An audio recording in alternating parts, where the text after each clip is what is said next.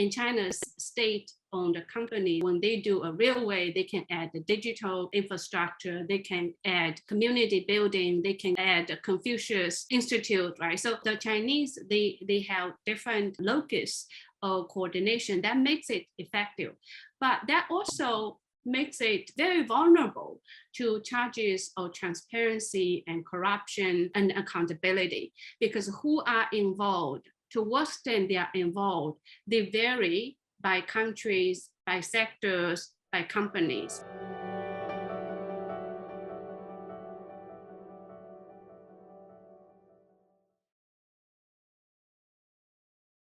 My name is Margot Landman, and I am Deputy Vice President for Programs at the National Committee on U.S. China Relations. I'm pleased to introduce our guests for today's interview about China's Belt and Road Initiative, otherwise known as BRI. Min Ye is Associate Professor of International Relations at the Pardee School of Global Studies at Boston University. Her research lies in the nexus between domestic and global politics and the intersection of economics and security in Asia.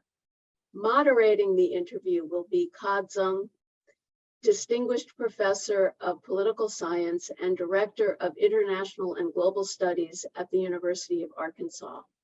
Her research focuses on China's role in the global economy, in particular Chinese trade policy, China's behavior in the World Trade Organization, and China-related trade dispute dynamics.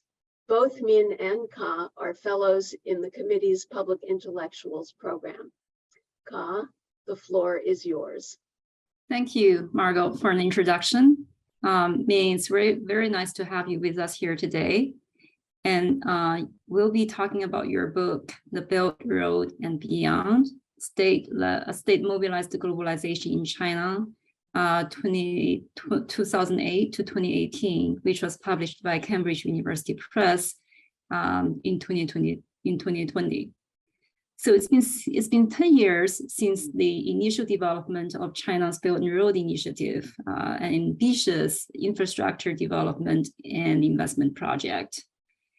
In the book, you have talked about both the internal drivers and external drivers of China's BRI policy. And in terms of the internal drivers, you framed it in terms of the crisis faced by the Chinese state, in terms of both the Chinese leadership in terms of both the state and the economy. And so I wonder, to what extent do you think these drivers of the BRI policy has changed since its inception? And to what extent, how do these internal drivers compare to foreign policy considerations, such as increasing China's role in global economic governance and enhancing China's influence in international relations in the global stage? Thank you, Pa. And first, I want to thank the National Committee for this invitation, and Margot in particular. And the book actually would not be written if not for the committee. I was on the public intellectual fellows trip in Chongqing, Chengdu area, just right at the beginning of the BRI, and that was really central to my interest and persistence in researching on the BRI in the last 10 plus years. I actually feel the BRI's motivations, internal dynamics are very consistent. The methods, tactics, messaging, the effects have evolved, changed in the last 10 years, but the driver is relatively consistent. So in fact, BRI will turn 10 only next year, right? So it was launched in late 2013. But I think the 2012 marker is really important. That's a year that the President Xi became the top leader. And that was a year that all the Chinese pressure or crises in its regional economic security and diplomatic relationship surfaced to challenge this new leadership. Right? And so this year, 10 years after, she has been in power for a whole decade. And I'm sure there will be a lot of BRI 10 years anniversary events to come next year. But what we do today will have relevance to those happening in 2013. So I want to underscore that is the BRI's initial motivation was to address China's strategic conflict in the maritime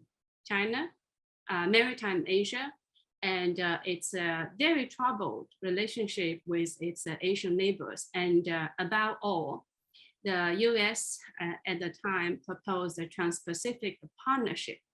And in 2012, the TPP was very successful. And it created such a strong pressure on China. And unlike today's IPEF, the Indo-Pacific Economic Framework, TPP had a very high standards, binding institutions, and market access, and China was excluded from that. So the book really underscored this background story. And I think it's very important as we look at or reflect on BRI's 10 years marker, then what was China like 10 years ago before the launch of BRI, and what is China today after 9 years of BRI implementation, or the whole decade of foreign policy under Xi. And of course, foreign policy is a bigger subject than BRI. And today we'll focus on the BRI. And as that, I think the conditions driving BRI's launch and actors that shape its implementation, and in general, positive outcomes are more than the backlash and failings. Again, all policies, right, have weaknesses and strengths, but overall, BRI at 10 is more successful than failing. All right, thank you.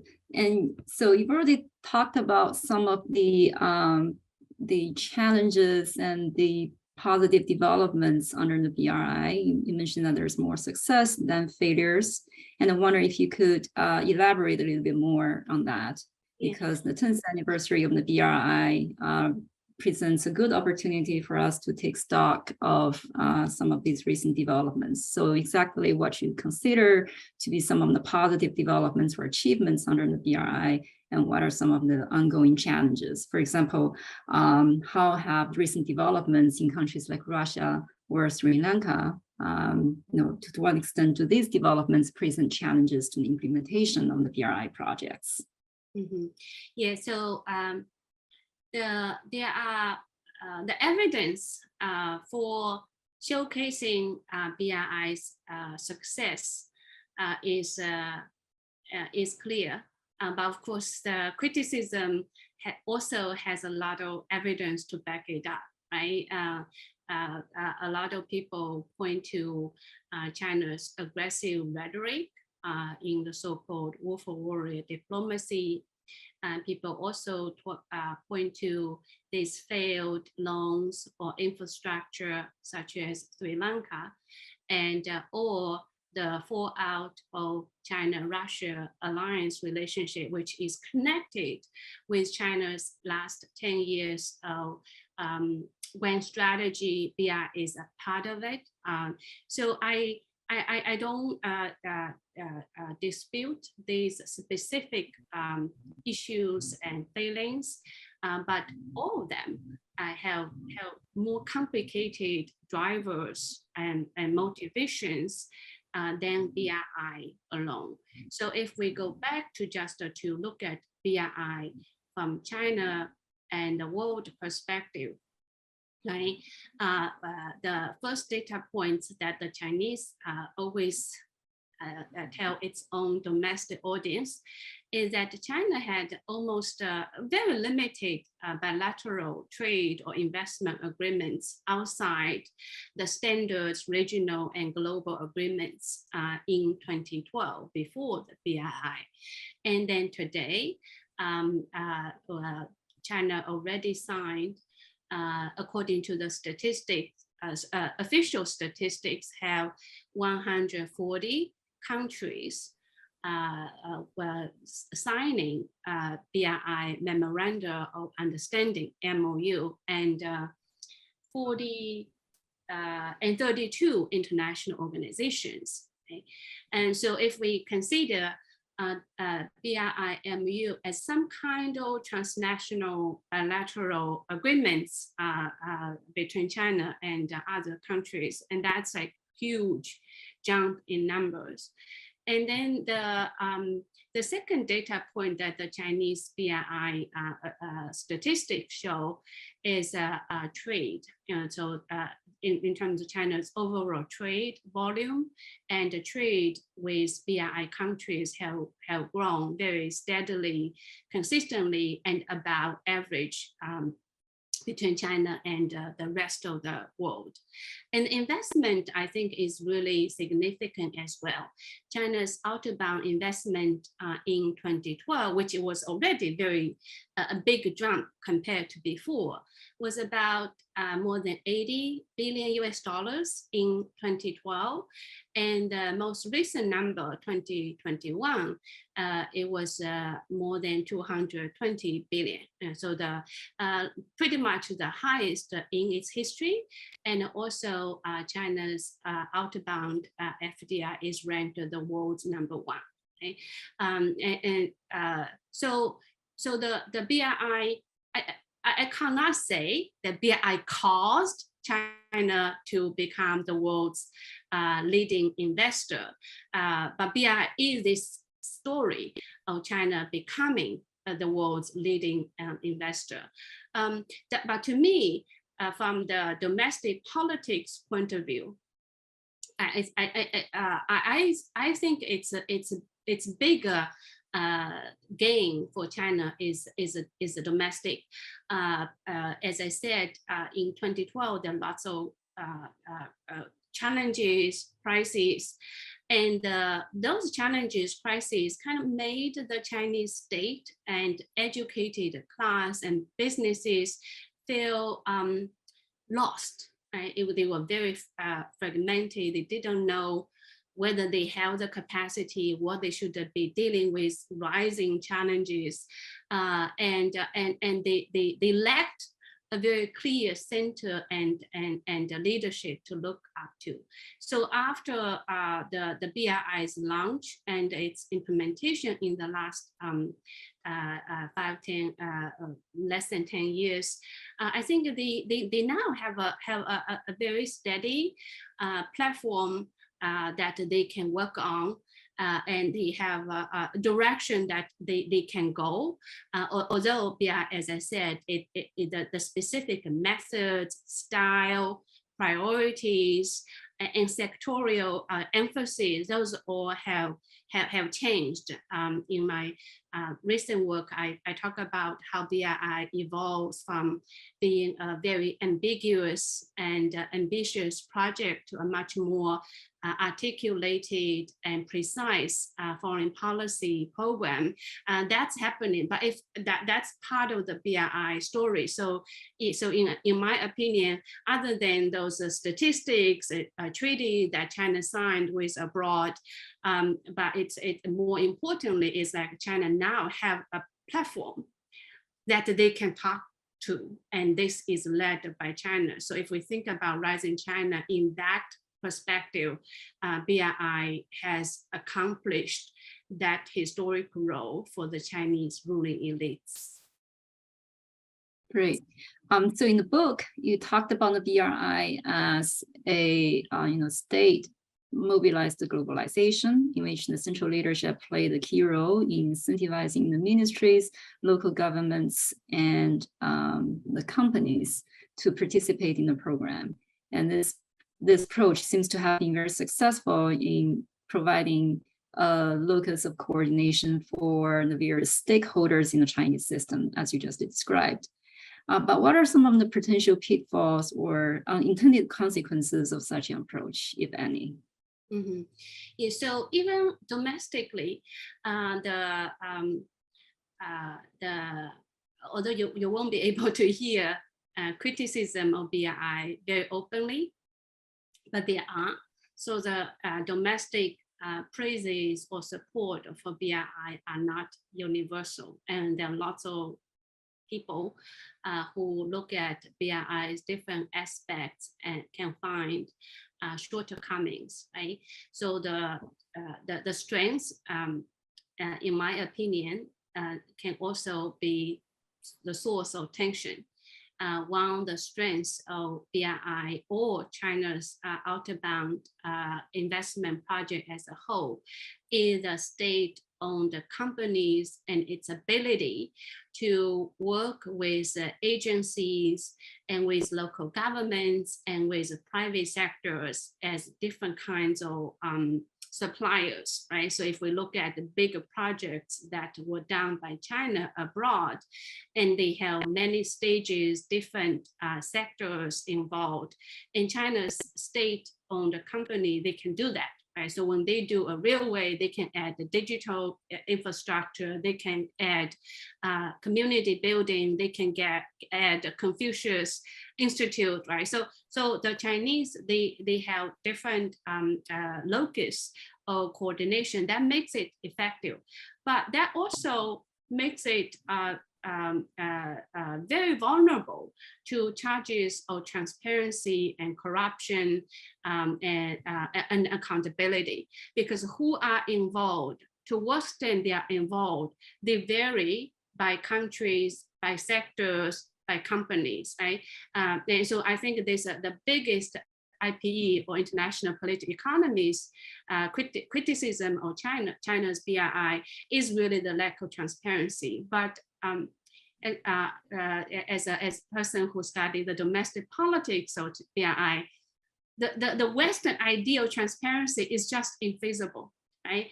It cannot be adopted by China. So as China is also sending the strong message that they want to be more market-based and adopt the mechanism and make it as accountable as possible, right? But all those messagings, I don't think it's feasible once you enter into actual project level and across different countries. It's also not needed, and it will be counterproductive because the Chinese cannot compete with Western investments and multilateral banks loans on transparency. They compete on efficiency and cost and the speed. And once you add the transparency, then the outcome will be the Chinese strengths would actually be lost.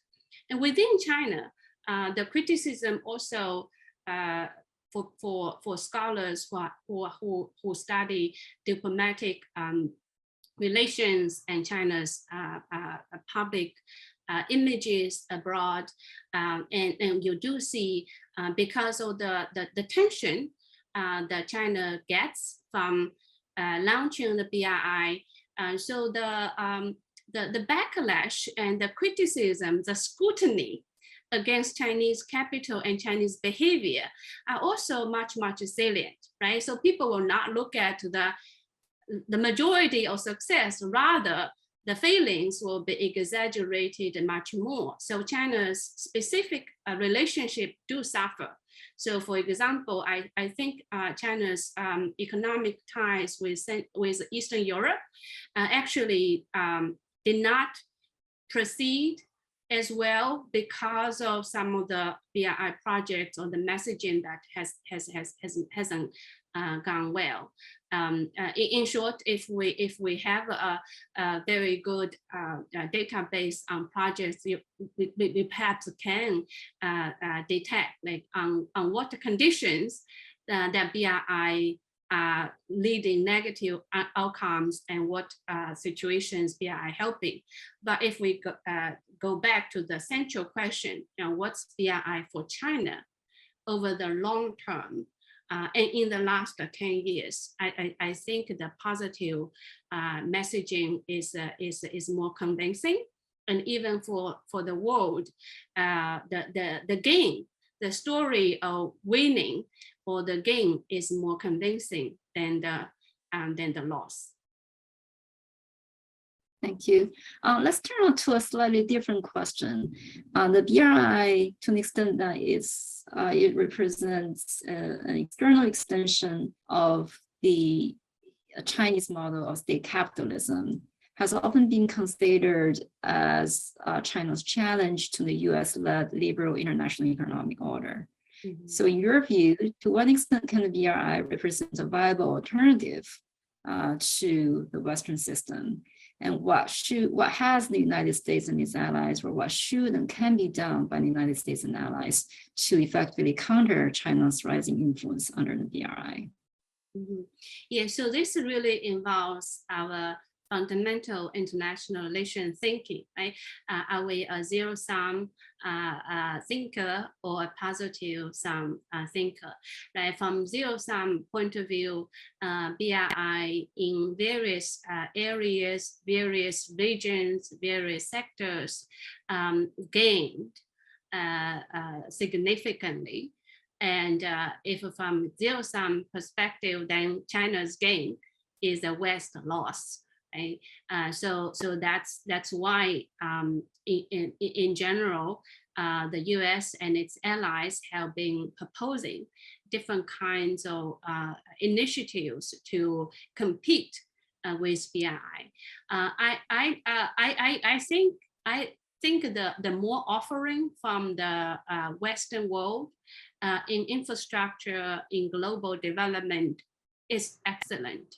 We need more initiative along those lines, like the current administration's global infrastructure initiative, right? 600 billion, I think. That's really awesome offering to the world. But the effect will be slow to show. But in general, what China offers are not in direct competition with the United States.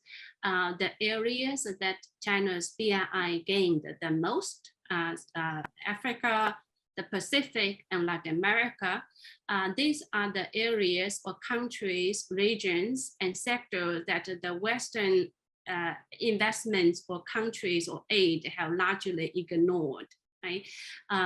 So China is entering in a vacuum and filling the gap rather than competing. And in areas that, so I say, for example, in Indonesia, South Africa, countries, and even Eastern Europe, right? When BRI was trying to expand influence, then you'll see very significant competition and very viable competition from the existing Western investments and loans.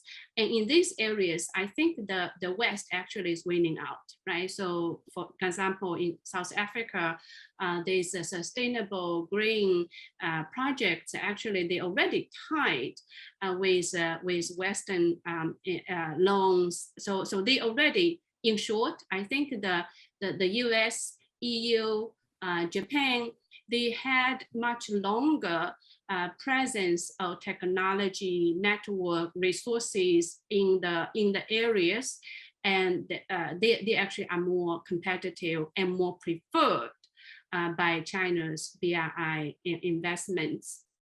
But now, like, because of BRI as kind of increasing the pressure, so I think that's the motivation for the US, EU, and Japan to do more, and they can do more. So the next 10 years, it will be very interesting to see the both intensified efforts by China and the West,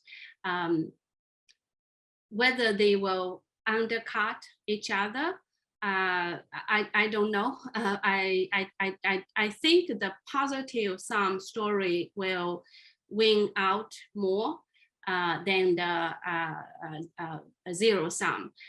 In other words, because you have the BRI competition and because you have the global infrastructure initiative competition, the recipients will gain more. Indonesia will be a big beneficiary, South Africa, Brazil, right? So these emerging markets can gain significant from the two sets of globalizers and investors. But I also am concerned that neither of them, whether from China or from the West, will touch those really the least developing countries.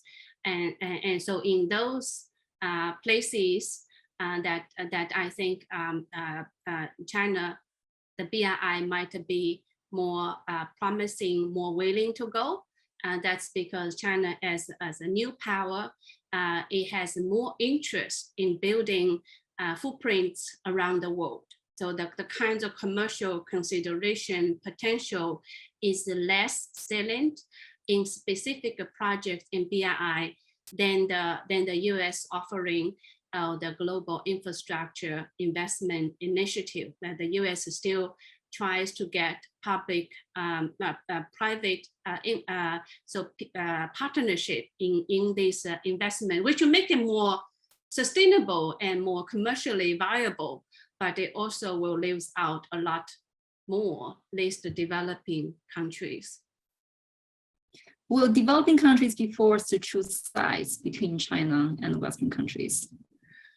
I think that's very, very difficult questions actually. So we do see these BRI MOUs. So China will try to persuade the recipients to sign MOU, and that helps they get investments or loans from China. But they are also likely to be pressured by the US side, right? For example, Eastern European and some of the Australian Pacific nations are under the pressure, and so don't sign the MOU versus sign the MOU. So there are certain pressures, but I don't think that will be the main dynamic for China, other than highly strategic foreign policy programs in the BRI, which is not the mainstream. Most of BRI projects, I think, is about building connectivities and market overseas for Chinese products, technology, and services. And so the calculation will be based more on commercial, the return. But again, as I said, the Chinese, it's a state capitalism. The commercial calculation can be more diversified long-term than the transactional style of Western investments or the public nature of the multilateral banks loans. So China is kind of in between. It's not public, it's not totally transactional private. And then on the other hand, on the US side, unless the few very strategically leaning countries with very strategic assets that can play central part in the US China competition, most of the countries actually have the autonomy to choose which side to work with, right? So Indonesia would be an excellent example to show that it's working very, very substantively with China's BRI projects and partnership, but also working very, very effectively with Japanese, Korean, EU and American. Right? So I think we can find in different regions, there's a more effective recipient partners versus the few that are kind of concerned on one side versus the other. So more recently, the Chinese economy has come under increasing pressure as a result of the COVID-19 pandemic, as well as the overall slowdown of the global economy. Do you think that the current downturn in China's economy will make it more difficult for the Chinese leadership to argue for continued large-scale investments in projects outside of the country? Yeah, so that's very logical reasoning, and that would be my logic as well, because BRI or outbound BRI is dependent on domestic resources, right? So when the resources are more stretched, less available, then they will be less likely. But the recent pandemic period data show otherwise, right? So the Chinese trade and investments from 2020 to 2021, 2022, the first quarter, second quarter, show that investments and projects in BRI has risen. And there, I think maybe it's a sectorial restructuring.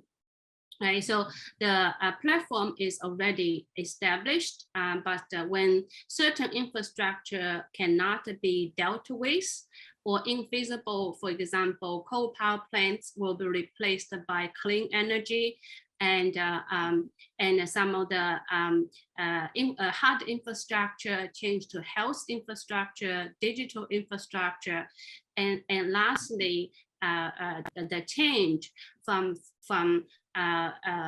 big bilateral areas like Central Europe or Central Asia to a more concentrated Southeast Asia angle or specific countries in Africa. So the overall amount and significance still stays. The BRI seems to have deepened the U.S. China competition in both the geopolitical and economic spheres. Mm-hmm. Do you see any potential for cooperation between the two countries going forward? And can the BRI for a win for China and for the world? Well, I think for China, the winners, most of the elites, right? Including the state-owned companies, big private companies, local governments, and agencies, and scholarly communities, which I consider China's elites, and they are profiting from the BRI. And recipients, in generally, they get infrastructure loans, and to what extent they are using those to transform themselves. That's a different question. As I said, BRI is not a miracle. They cannot transform places on its own. U.S. China competition actually ranges in so many different areas. In my opinion, if their competition can be focused on how to invest abroad, how to build the other global infrastructure, technology, and climate change, green energy, that's great. Win-win for everyone. The problem is the competition is elsewhere, not on the BRI. Thank you so much for Professor Ye for joining us for this conversation and for sharing your insights. I learned a lot. As the BRI enters its second decade, I'm sure that the book will remain highly relevant for our understanding of the challenges and opportunities associated with the project. I highly recommend this book to everybody. Thank you so much. Thanks so much to both of you for sharing your thoughts and insights with us today. I would also like to thank the National Committee staff members behind the scenes who have made today's interview possible. We hope that those who have tuned in found the interview interesting and informative, and that you will join us for future National Committee programming. Thanks again and goodbye.